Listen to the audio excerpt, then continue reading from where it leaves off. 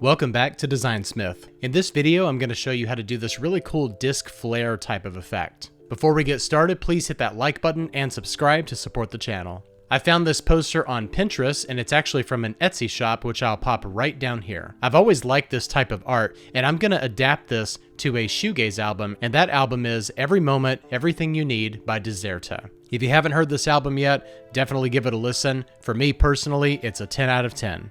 All right, so the first thing I'm going to do is just move this right over here, and let's go ahead and lay down all of our type for this.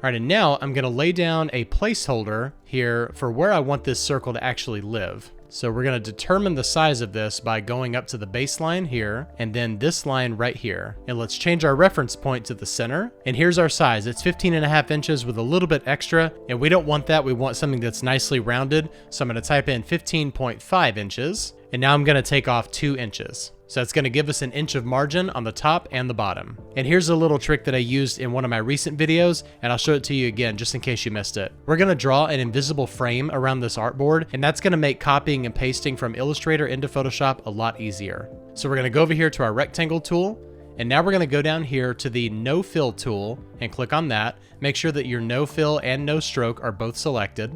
And now we're going to draw a rectangle around our artboard. And now we're going to select everything in this area and hit copy. And here in Photoshop, I've got a document set up that's 18 by 24 at 300 resolution. And now I'm going to paste as a smart object and hit OK.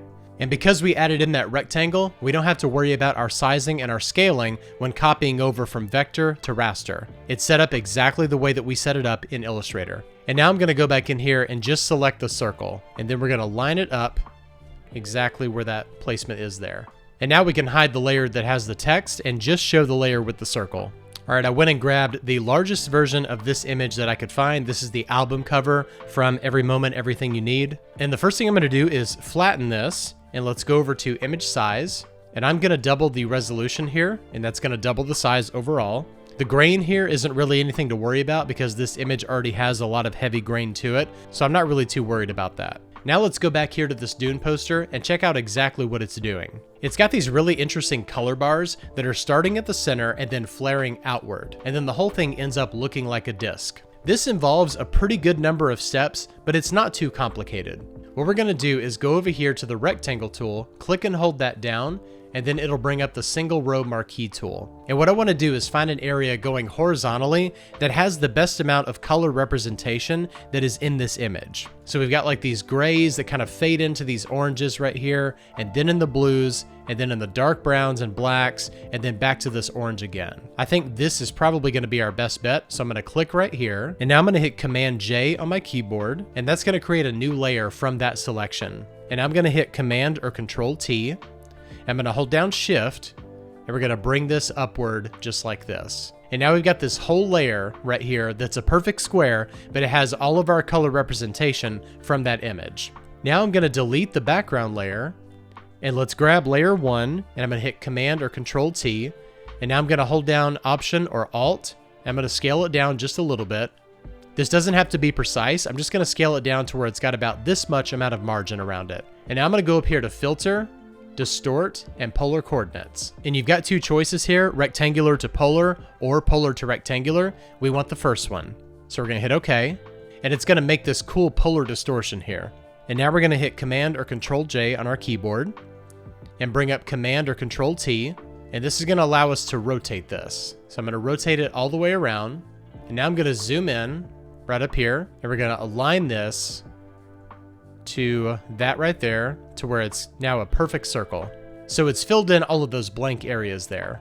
And now we can select both layers and hit Command or Control E on our keyboard, and then just click and drag this right here.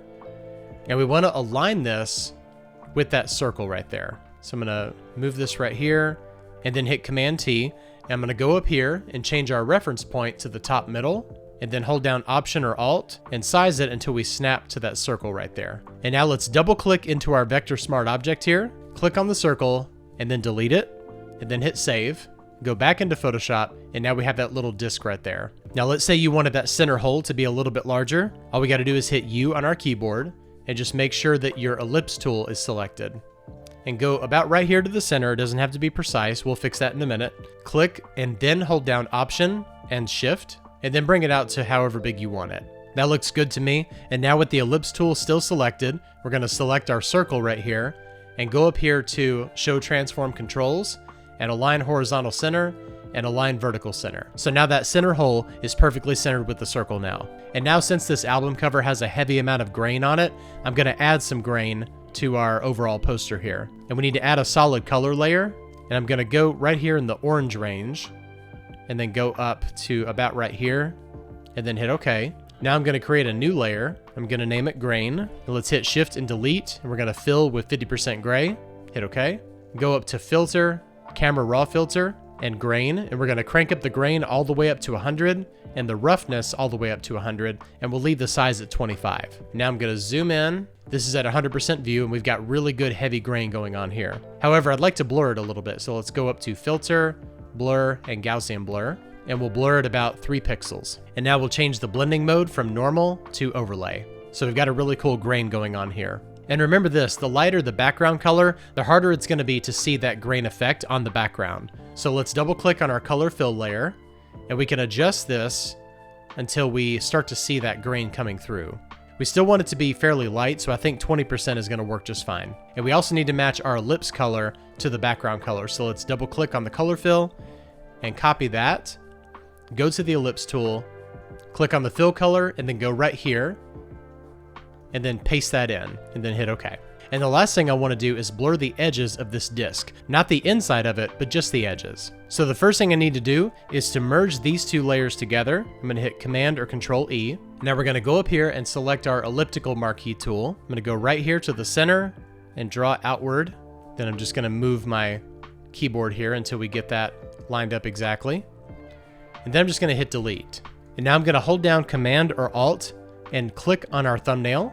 And let's go up here to Select, Modify, and Contract. And we're going to contract this in by 10 pixels. And next we're going to go up here to Select and Inverse. So that inverts the selection, and now we have the outer edges of our disc selected. So let's go up to Filter, Blur, and Gaussian Blur, and we'll blur it about 5 pixels.